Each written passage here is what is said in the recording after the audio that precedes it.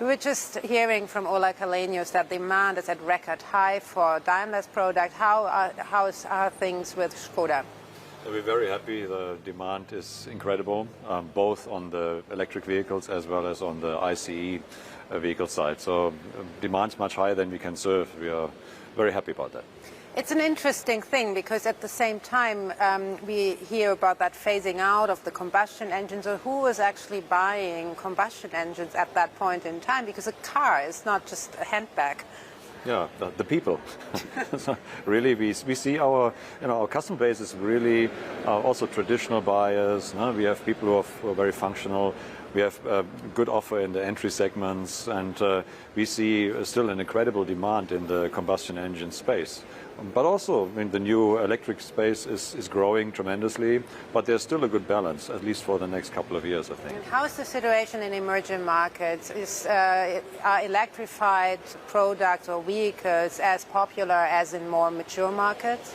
Not yet, but partly because of the subsidies and the support structures that these countries have not. No? So not yet.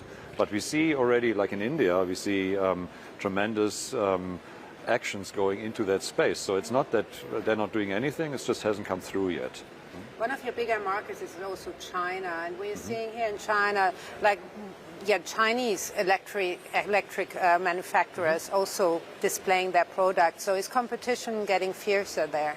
Well, it definitely is. No? You can see new products, new brands coming up that we have not heard of before. Competition is getting tougher globally. And how is the market situation for you, for Skoda in China? Because I've read that it wasn't that easy in the past.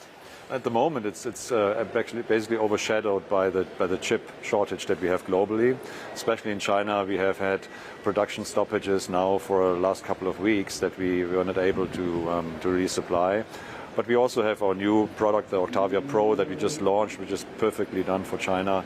So let's hope that the chip shortage will hopefully be over soon so that we can push through again. Let's look a little bit in the future, because clearly the crisis has mainly affected the middle class segment or lower income households, which could traditionally be also one of your clients. So are you concerned that there will be less demand going forward? We don't see that yet. No, it's actually not visible, and I guess there's always a growing middle class, and we can supply that very well. I'm not worried about that, to be honest. And the volume market for electrified vehicles, that's clearly the future. When we will see that really kicking off in terms of also like electrified vehicles on the road?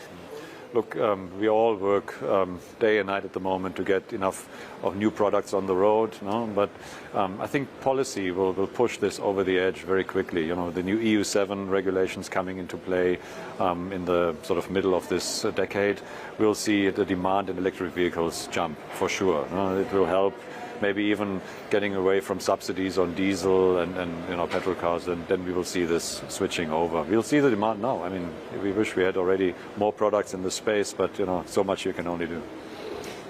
Will Europe be sort of perhaps the best performing market for electrified vehicles for like the foreseeable future? Yeah, well, obviously Europe, China. For us, very important, and that will be our focus to ramp up the electric vehicles for now.